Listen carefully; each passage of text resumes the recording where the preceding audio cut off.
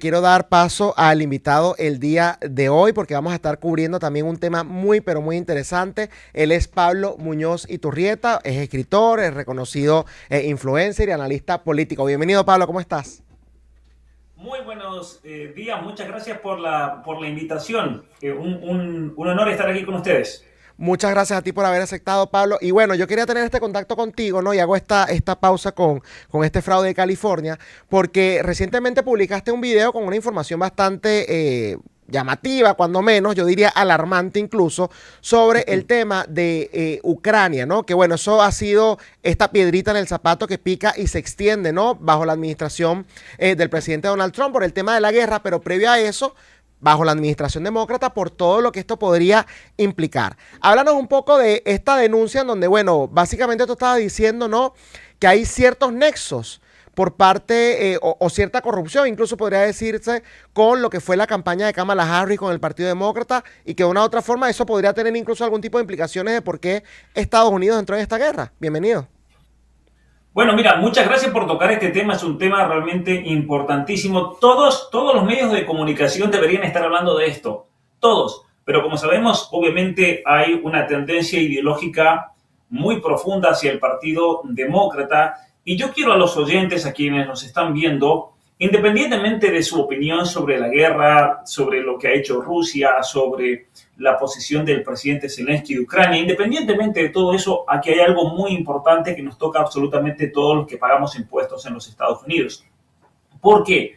Porque el gobierno de Biden envió miles de millones de dólares de nuestros impuestos a Ucrania para supuestamente ayudar en la guerra, para comprar armas, pero resulta que por una información que ha sido desclasificada del NSA, la Agencia de Seguridad Nacional de los Estados Unidos, funcionarios del gobierno de Ucrania y personal del Departamento de Estado que estaban en ese momento en Kiev con USAID, sabemos todo el escándalo de USAID, todo lo que Elon Musk con el trabajo del Departamento de Eficiencia lograron revelar. Ellos estuvieron planeando sobre cómo robar cientos de millones de dólares para que ese dinero que iba a Ucrania volviese, el 90% volviese a los Estados Unidos para financiar directamente la reelección de Joe Biden. Es decir, estamos hablando de un caso gigantesco de interferencia electoral. La NSA interceptó estas comunicaciones del gobierno ucraniano, pero también el otro elemento de este caso de corrupción es que el Departamento de Justicia de Biden no hizo absolutamente nada para investigar eso. Es decir, los agentes del NSA le dieron al Departamento de Justicia, miren lo que está pasando, se están robando cientos de millones de dólares y no investigaron absolutamente nada porque obviamente que era una operación para desviar fondos, para tapar y con un mecanismo que hacía muy difícil que los descubriesen. Y una de las cuestiones que es importante es que hablan en esas conversaciones de que cuando nos descubran, porque tarde o temprano nos van a descubrir, hay que hacerlo de tal manera que no puedan hacer nada contra nosotros, taparlo de la mejor manera posible. No, antes de ahondar incluso en las implicaciones que esto puede tener, porque tú ahí usaste una palabra muy importante, que es el tema de interferencia, pero quiero que desde tu perspectiva nos expliques cuál sería el interés de estos oficiales, de estos funcionarios, de que justamente, bueno, por así decirlo, Donald Trump no regresara a la Casa Blanca, porque para ellos era beneficioso que Joe Biden o el que fuese, en este caso, bueno, fue Kamala Harris, se mantuviese en la Casa Blanca. ¿Qué beneficios podían ellos conseguir con esto? Bueno, a ver, hay varios elementos a tener en cuenta. Por parte de los demócratas, era sabido que el presidente Biden, y ellos mismos lo sabían y lo hablaban dentro de la misma Casa Blanca, él no tenía las capacidades intelectuales y cognitivas para ser el presidente de los Estados Unidos. Pero aún así, lo pusieron, como sabemos todos, como candidato electo dentro de lo que fue la convención demócrata para representar al partido en las elecciones presidenciales. Y no fue hasta el desastre del debate con el presidente Trump cuando a mitad de sus oraciones se olvidaba de lo que estaba diciendo y cambiaba totalmente de tema. Es ahí cuando ellos se dan cuenta esto ya es insostenible. Pero básicamente este esquema apuntaba a que como ellos no tenían ningún candidato de peso, porque esa es la realidad, el Partido Demócrata está destruido. Es algo que yo lo vengo diciendo desde hace mucho tiempo. El Partido Demócrata no tiene candidatos, el Partido Demócrata No tiene una persona que uno diga, vamos a poner a esta persona y esa persona va a ganar las elecciones, como si tenía, por ejemplo, el Partido Republicano en la persona de Trump. Y no es solamente Trump, tienes a Marco Rubio, tienes a Jerry Vance, tienes a muchos políticos de mucho peso que de por sí ya tienen todas las condiciones y la idoneidad para ser el presidente de los Estados Unidos en el futuro. En los demócratas se están peleando a ver si ponen a Alexandra Ocasio-Cortez, por ejemplo, o personajes de medio pelo que no tienen absolutamente nada de lo que se necesita para dirigir un país con, obviamente, la impronta y la influencia de los Estados Unidos. Entonces, los demócratas tenían un interés muy grande para tratar de gastar la mayor cantidad de dinero posible, ya sea por fraude, ya sea comprando votos. Tú estabas mostrando recién algo muy interesante con ese reportaje de O'Keefe, para que la gente entienda. Los demócratas, como hacen en nuestros países, como hizo el kirchnerismo en nuestros países, como han hecho tantos partidos de izquierda en Hispanoamérica, le pagan a la gente para ir a votar. Es la única manera. Es lo que se llama el clientelismo político. Y lamentablemente en los Estados Unidos el clientelismo político se ha hecho una realidad por medio del Partido Demócrata. Por eso necesitaban esos cientos millones de dólares. Para ir a esa gente, como mostrabas tú en ese video recién, pagarles para que vayan a votar. ¿Cuál era el interés del gobierno de Ucrania? Bueno, porque el presidente Trump, desde el comienzo de la campaña, él siempre decía, si yo hubiera sido presidente de los Estados Unidos, esa guerra nunca hubiera comenzado. Y en cuanto yo llegue, esa guerra tiene que terminar. La guerra, lamentablemente, de Ucrania se ha convertido en un esquema de lavado de dinero, en un esquema de robo impresionante realmente. Yo creo que vamos a tardar años en investigar y darnos cuenta cuánto ha sido el dinero de los contribuyentes que se han robado, por ejemplo, el gobierno de Canadá, que es un gran actor dentro de todo esto, el Partido Liberal de Canadá, de Justin Trudeau, cuánto dinero se robaron los demócratas, por ejemplo, durante esta guerra. Cuánto dinero realmente en realidad nunca salía, sino que se quedaba en los bolsillos de los políticos. Y para el gobierno ucraniano era un interés porque aunque solamente se quedasen con una porción de ese dinero, al menos era algo, ¿no es cierto? Y sabemos que estamos lidiando en Ucrania con el país más corrupto del mundo. Ucrania ha sido calificado por muchos años seguidos en el país más corrupto del mundo. Incluso en la actualidad, en este momento, año 2026, está clasificado como el país con más corrupción en el mundo, la clase política. Entonces, obviamente que habían intereses ahí que convergían entre el gobierno de Zelensky y el Partido Demócrata ante un Trump que prometía, obviamente, tratar de hacer lo posible para terminar con una guerra que no ha logrado absolutamente nada y solamente ha tenido como ganadores a todos los que se han robado cientos de millones de dólares a costa de nuestros impuestos, que es algo que debería enfurecer, obviamente, a todo ciudadano de los Estados Unidos, más allá de su preferencia política, por así decirlo. Totalmente, pero es que bueno, acá hay una narrativa y tenemos rato diciendo lo que es básicamente llevarle la contraria a Donald Trump, sí o sí. Él descubre mañana la cura contra el cáncer y básicamente lo que van a decir es que va a dejar a los oncólogos sin trabajo, no, que va a matar a ese ser vivo tan bonito que es el cáncer. Lamentablemente, esa es la perspectiva completa de un partido. Quiero entonces poner, Pablo, ¿no? El uso de esa palabra que decías, interferencia, porque Hillary Clinton, a mí no se me olvida, yo soy lo suficientemente viejo para recordar las elecciones del 2016, estuvo diciendo durante años que hubo interferencia rusa en esas elecciones y por lo tanto Trump era un presidente ilegítimo y se la pasan diciendo de que efectivamente hay interferencia extranjera. Recientemente escuchaba a Nancy Pelosi hablando de posibles hackeos para hacer trampa en las próximas elecciones, ¿no? Pero acá hay pruebas de que efectivamente hubo interferencia de otra nación. Aquí hay pruebas de que por intereses de otra nación, bueno, hubo nexos, hubo dinero de por medio, hubo comunicaciones, intercambio de información, lo que sea, que al final implica estos entramados corruptos. ¿Y qué peso tiene esto? O sea, cuando otra nación trata de manipular las elecciones de los Estados Unidos de América. Mira, tiene una gravedad muy grande, especialmente por la hipocresía de los mismos demócratas. Tú lo decías, en el año 2016 el caballito de batalla fue la interferencia rusa. Ahora, recordemos primero que esa interferencia rusa nunca existió para apoyar a Trump, pero sí existió la creación de información falsa. Sabemos que Obama ordenó a la CIA contactarse con el MI6 de Inglaterra para básicamente crear que habían interceptado información de Rusia contactándose con Trump. Es más, la misma plataforma de Hillary Clinton se contactó con los rusos para que le hagan una trampa a Trump. Es decir, los únicos que tuvieron contacto real con los rusos tratando de, por favor, háganle una trampa a Trump para que nosotros así podamos salir beneficiados de esto, fueron los demócratas. Entonces, es un nivel de hipocresía gigantesco.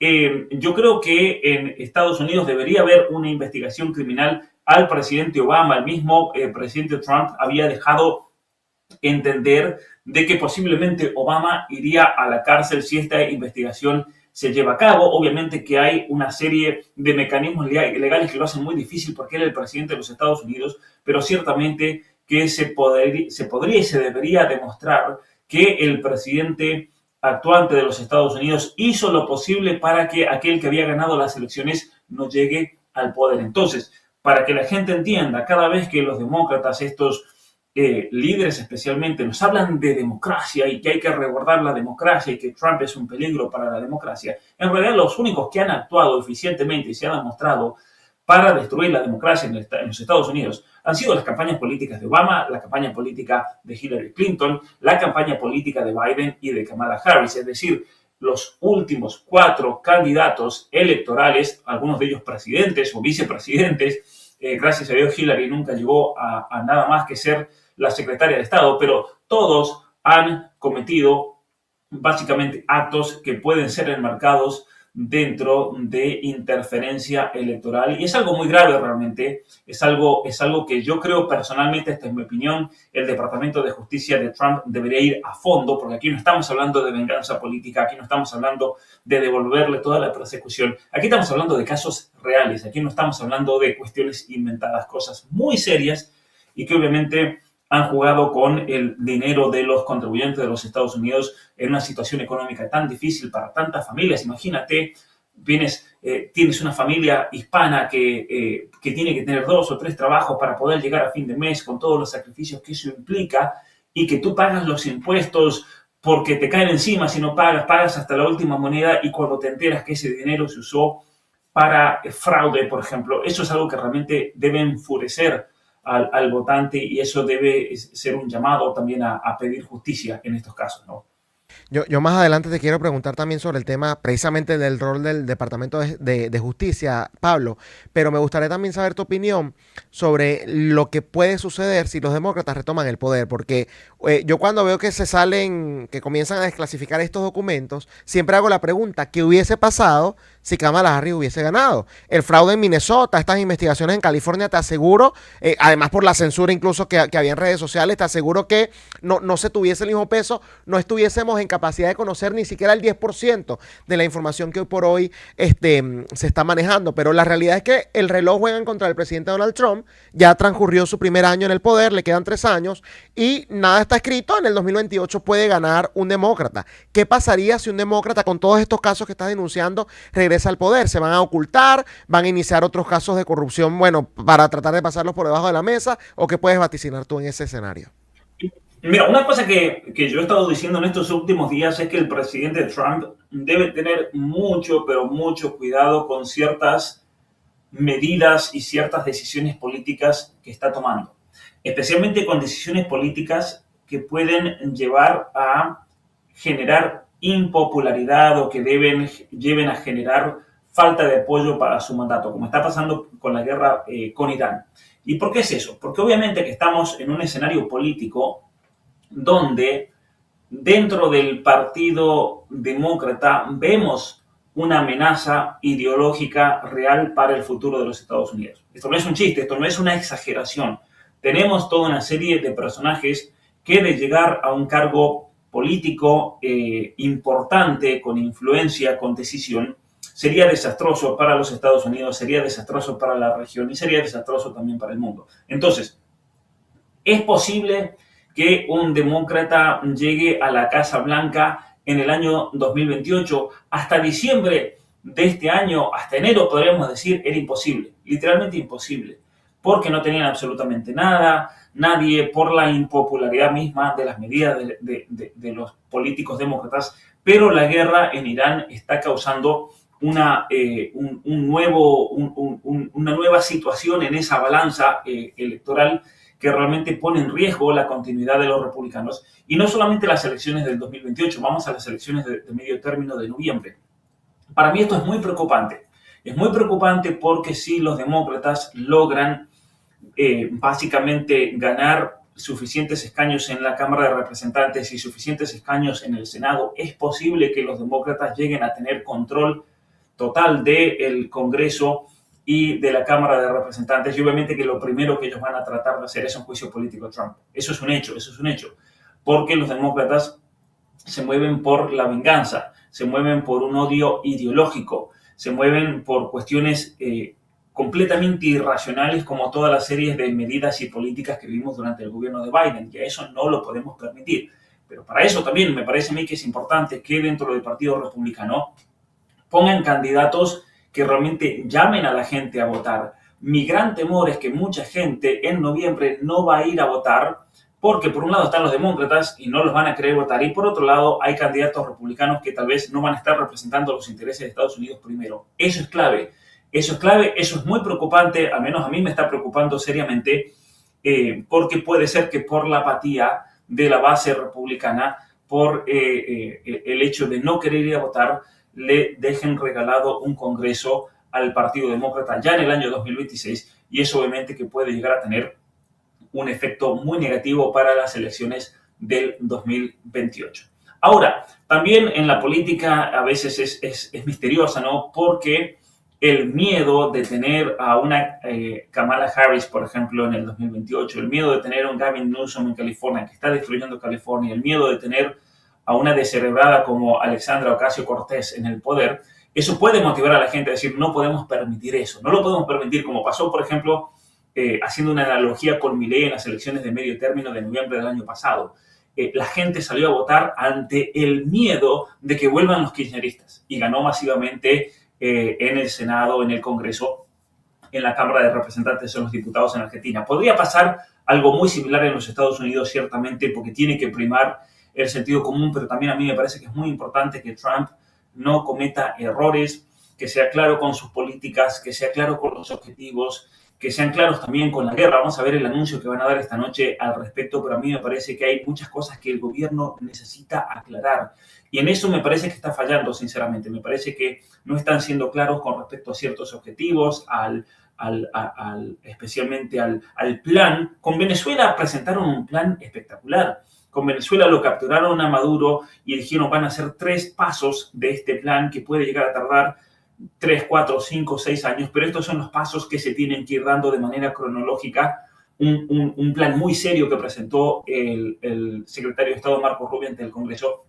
Con Irán no hemos visto nada que se le parezca a eso, lamentablemente, y eso obviamente que está generando mucho rechazo de parte de la población, y es ahí donde yo creo que esperemos, y estamos a tiempo todavía, que el presidente Trump haga una corrección, obviamente para volver a ganarse esa base masiva de gente que lo llevó a ganar las elecciones de una manera realmente excepcional y admirable en noviembre del 2024.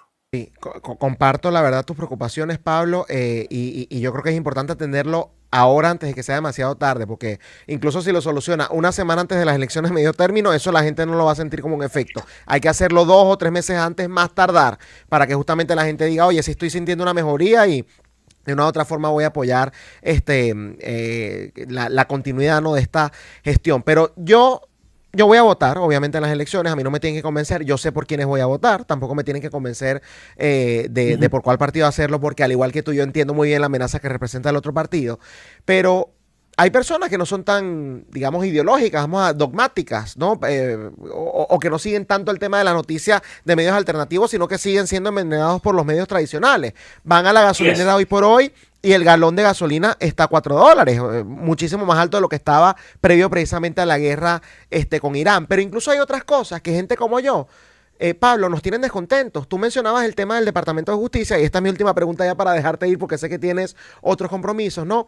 Y tú hacías alusión, por ejemplo, al tema de las campañas de Obama, de Hillary Clinton, de cómo se inventaron un entramado. Esa información la desclasificó la directora nacional de inteligencia, Tulsi Gabbard, y hasta los momentos no hay ni un solo preso. El caso de Jeffrey Epstein, lo mismo, ¿no? Las élites, los documentos, mira los nombres, ni un solo preso de los importantes. Entonces, yo digo, más allá de que yo sí iba a votar por ellos, acá hay una parte que no se está cumpliendo y es el tema de la justicia. Los demócratas fueron capaces de abrir X cantidad de casos en contra de Trump, uno más ridículo que el otro, y lo declararon culpable incluso en dos, a pesar de que las pruebas y las cosas eran un sinsentido. ¿Por qué los demócratas con los republicanos con todas las pruebas no hacen lo mismo? Pero en este caso, repito, con todas las pruebas, no son inventos. Mira, es 100% contigo en lo que estás diciendo. Estamos, en este caso que acabo de hablar de Ucrania, estamos ante un escándalo de interferencia electoral extranjera de proporciones históricas. Eh, ¿Cómo Pam Bondi no pone ya mismo todo el Departamento de Justicia y el FBI para empezar a detener gente izquierda y derecha, a todos los implicados? Entonces, cuando la gente muestra, o nosotros mismos manifestamos malestar ante la inacción del FBI, ante la inacción del Departamento de Justicia, que en muchos casos el actuar ha sido vergonzoso, o mejor dicho, la falta de acción es realmente vergonzosa, lo tenemos que decir. Para mí personalmente, te voy a ser sincero, Pam Bondi tendría que renunciar o a Pam Bondi la tendrían que desplazar. Así como Kristi Noem estuvo involucrada en los últimos meses con algunos escándalos del manejo de dinero para hacer propaganda, ¿no es cierto?, en redes sociales, y fue desplazada por el presidente Trump, y yo lo felicito al presidente Trump, me parece que hizo bien porque le estaba generando mucha mala imagen a su gobierno, entonces eso no lo podemos permitir. En el caso de Pam Bondi es exactamente lo mismo. Ahí vemos a Kash Patel, que también realmente está desilusionando mucho a la base votante de los Estados Unidos. Muchas contradicciones. Primero, vamos a sacar los archivos de Epstein en febrero. A los 3 meses, no existen los archivos de Epstein, es una teoría de la conspiración. Después, por la presión de Thomas Massie, se revelan los archivos de Epstein y finalmente salen los archivos de Epstein que nos decían que no existían. Es decir, han mentido, porque eso no tiene otra palabra. Tanto Kash Patel como Pam Bondi lamentablemente mintieron al respecto. Publicaron los archivos y todos redactados para proteger a millonarios, y millonarios que son demócratas, millonarios que son enemigos, millonarios que han hecho tanto daño al mismo presidente Trump. Y yo digo, ¿cómo pueden llegar a ese punto? Es decir, yo entiendo cuando el votante de pie, cuando la gente trabajadora se molesta que no están haciendo el trabajo que ellos mismos habían prometido que venían a hacer. Entonces, Kash Patel ha hecho muchas cosas muy buenas, no hay que negarlas en este periodo, especialmente con la liberación, por ejemplo, de niños, víctimas de la trata, con la resolución de muchísimos crímenes, con una baja también de los asesinatos en los Estados Unidos. Eso hay que reconocerlo, ciertamente que sí. Pero por otro lado, en casos que tienen mucha publicidad y que son muy mediáticos, hay una inacción total y lamentablemente esos son los casos que mueven la opinión pública. Esos son los casos que mueven la opinión pública. Entonces también por una cuestión de estrategia política deberían prestarle más atención a esos casos porque es importantísimo en la política tener la opinión pública de tu lado y especialmente cuando tienes a todos los medios masivos, todos los medios en contra. Todos los medios en contra. Hoy en día la gente, como tú bien lo decías, si no ve medios alternativos, medios que son objetivos, medios que buscan que la persona piense, que decida por sí misma, medios que te ofrecen todos los elementos para que tú decidas y veas entonces cómo es una situación. Lamentablemente eso no pasa con CNN, eso no pasa con Telemundo, eso no pasa con Univision. Son maquinarias de imponer opinión pública y por lo tanto, cuando tú estratégicamente, y esto se estudia mucho en la psicología política, cuando estratégicamente hay una guerra por la opinión pública, tú como político, como jefe del FBI, como secretario del Departamento de Justicia en el caso de Pam Bondi, tienes que hacer lo posible por ganar esa guerra también. Tienes que hacer lo posible. Y para eso, obviamente, que a esos casos hay que darle mucha importancia, porque son esos casos mediáticos lo que tarde o temprano luego le van a dar ese nivel de aprobación o de desaprobación al trabajo que están haciendo. No, de verdad que te agradezco muchísimo, Pablo, por habernos acompañado aquí en Claro y Directo América. Muchísimas gracias. Hasta la próxima. Muchas gracias. No será la última vez. Era Pablo Muñoz Iturrieta, escritor, analista político, aquí en Claro y Directo América.